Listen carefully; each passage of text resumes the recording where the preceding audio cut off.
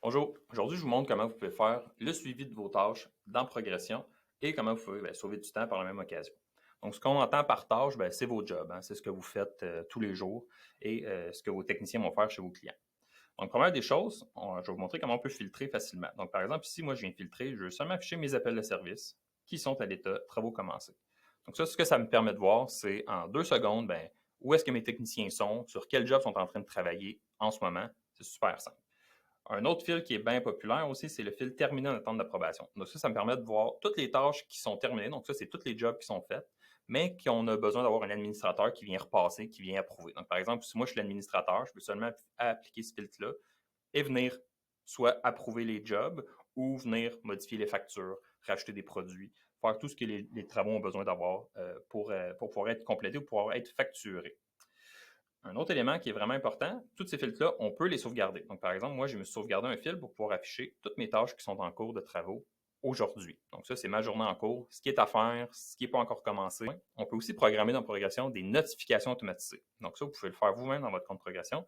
Donc, une notification automatique, comment ça marche? Vous sélectionnez sur quel état on reçoit la notification. Par exemple, dans mon compte, je vais vous montrer en action, j'ai une notification qui, justement, quand une tâche est terminée, ça va envoyer une notification à l'administrateur pour lui dire que la tâche est prête à être approuvée.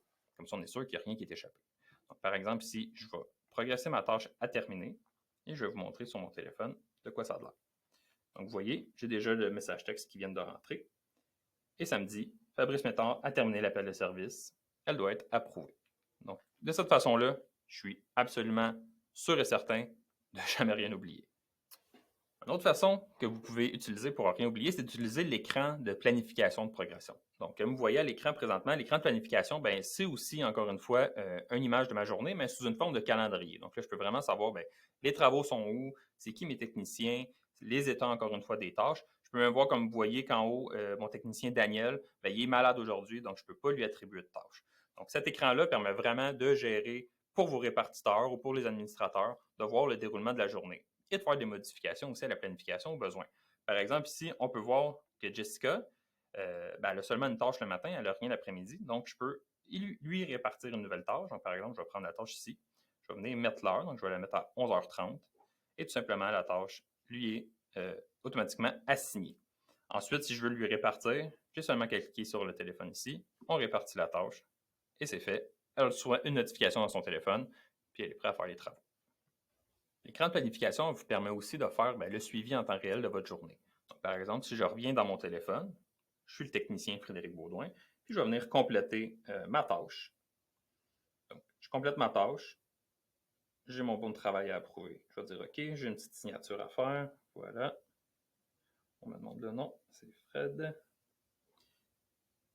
Et c'est fait.